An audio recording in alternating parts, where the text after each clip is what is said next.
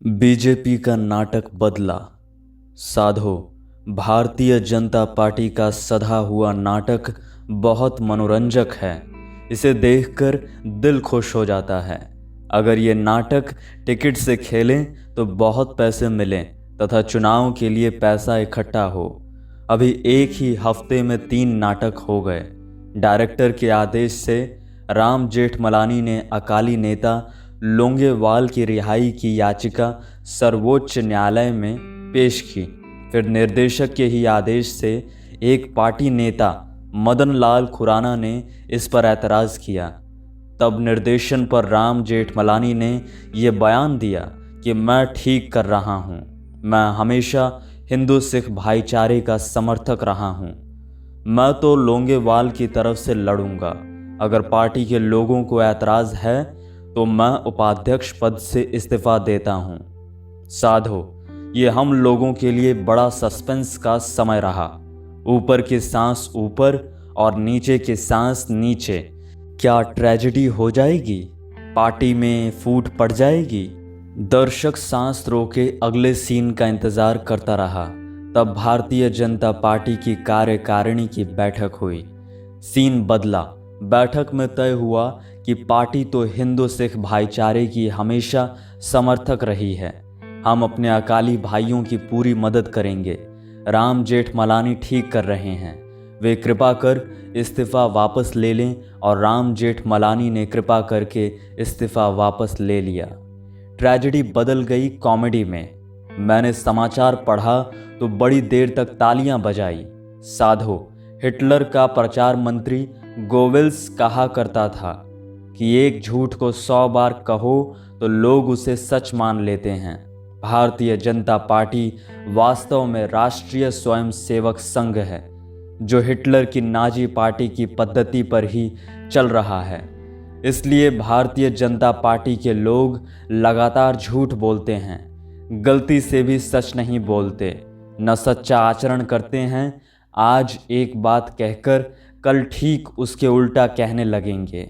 ये भी हिटलर की नीति थी। 1940 में हिटलर ने फ्रांस और ब्रिटेन से म्यूनिख समझौता किया, मगर कुछ दिनों बाद हमला कर दिया। यही आचरण भारतीय जनता पार्टी करती है। साधो, स्वर्ण मंदिर परिसर में सैनिक कार्यवाही के पहले 2 महीनों से सरकार से मांग कर रहे थे कि तुरंत सैनिक कार्यवाही की जाए। कारण ये था कि पंजाब में उनकी पार्टी के लोग मारे जाने लगे थे और अटल बिहारी वाजपेयी को भी जान से मारने की धमकियां मिलने लगी थीं। तब लाखों स्वयंसेवकों की शिक्षित फौज जिनके पास है, उन्होंने सरकार से प्रार्थना की कि अटल बिहारी की सुरक्षा का प्रबंध किया जाए। साधो, सैनिक कार्यवाही हो गई। स्वर्ण मंदिर परिसर से आतंकवादी गिरफ्तार कर लिए गए और बहुत से मार दिए गए। अब वहां बिल्कुल शांति है। मगर नाटक देखो, सेना भेजने की मांग अटल बिहारी ने की थी, मगर अब कार्यकारिणी एक प्रस्ताव पास करती है कि सैनिक कार्यवाही की उच्च स्तरीय जांच होनी चाहिए। खुद ने ही सैनिक कार्यवाही की मांग की थी और जब वो हो गई तब खुद ही मांग करते हैं कि उसकी उच्च स्तरीय जांच होनी चाहिए। 3 महीने से अकालियों को एक चेहरा दिखा रहे थे और अब उससे ठीक अलग चेहरा दिखा रहे हैं। सेना प्रधानमंत्री और राष्ट्रपति के आदेश से गई थी। इनसे उच्च स्तर का और कौन है इस देश के शासन में?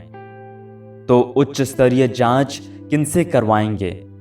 मैं समझता हूँ कि ये पार्टी चाहती है कि रोनाल्ड रीगन और जनरल जिया उल हक मिलकर सैनिक कार्यवाही की जांच करें। अटल बिहारी शायद दोनों से प्रार्थना भी करेंगे कि हुजूर, आप दोनों जांच करके बताएं कि भारत सरकार ने सैनिक कार्यवाही की तो ठीक की या गलत। साधो, अब दूसरा सीन भी। 3 महीने पहले से तो ये पार्टी अकालियों के खिलाफ कठोर से कठोर कार्रवाई करने की मांग करती रही। राष्ट्रपति ने नज़रबंदी के लिए एक अध्यादेश जारी किया। उस अध्यादेश में छेद है।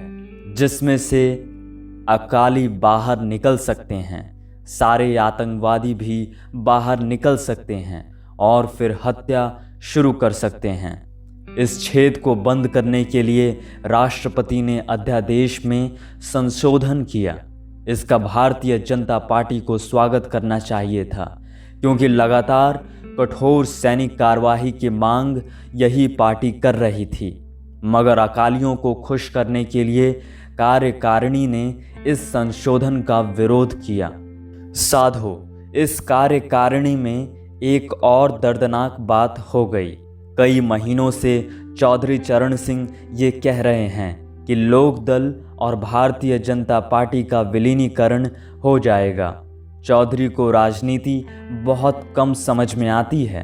वे ये नहीं समझ सकते कि भारतीय जनता पार्टी वास्तव में राष्ट्रीय स्वयंसेवक संघ है, जिसकी कार्य पद्धति और उद्देश्य चौधरी से भिन्न है। कोई फासिस्ट संगठन इस तरह किसी में विलीन नहीं होता। वे लोग चौधरी का उपयोग कर रहे हैं, उनका शोषण कर रहे हैं और उनके राजनीतिक प्रभाव के खून की आखिरी बूंद तक निचोड़ लेंगे। कार्यकारिणी ने साफ निर्णय घोषित कर दिया कि हम अपने अस्तित्व को अलग रखेंगे, किसी के साथ विलीन नहीं होंगे। अब चौधरी चरण सिंह दिल्ली में बैठे बैठे सिर पीट रहे होंगे। अटल बिहारी की मीठी लच्छेदार भाषा ने बूढ़े जाट नेता को कहीं का नहीं रखा। साधो, तुम पूछोगे कि ये सब नाटक क्यों हो रहा है। देखो, ये लोग अब कह रहे हैं कि हम हिंदू सिख एकता के लिए अभियान चलाएंगे। सही बात यह है कि पंजाब में हिंदू और सिख आपस में लड़े ही नहीं। किसी सिख किसान ने किसी हिंदू किसान पर हमला नहीं किया। सिख आतंकवादियों ने उन्हें मारा जो उनके विरोधी थे, वे चाहे सिख हों या हिंदू। ऐसे में जब इसकी ज़रूरत ही नहीं है तो हिंदू सिख भाईचारे का अभियान चलाने का मतलब है हिंदू और सिख में झगड़ा पैदा करना। असल में ये निराश लोग हैं। CIA की योजना में ये था कि पंजाब में एक हिंदू मारा जाएगा तो बाकी भारत में कई सिख मारे जाएंगे, मगर ऐसा बिल्कुल नहीं हुआ। इससे CIA, भारतीय जनता पार्टी और अकाली दल निराश और दुखी है। वे सारे भारत में उपद्रव नहीं फैला सके।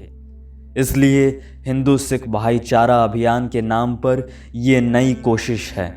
साधो, योजना ये है कि अकालियों को पटाकर ऐसी स्थिति बनाई जाए कि आगामी चुनाव में अकाली दल और भारतीय जनता पार्टी में मिलीजुली सरकार बनाई जाए। मगर अटल बिहारी लोंगेवाल को ये विश्वास कैसे दिलाएंगे कि मैंने सैनिक कार्यवाही की मांग नहीं की, लस्सी पिलाने की मांग की थी।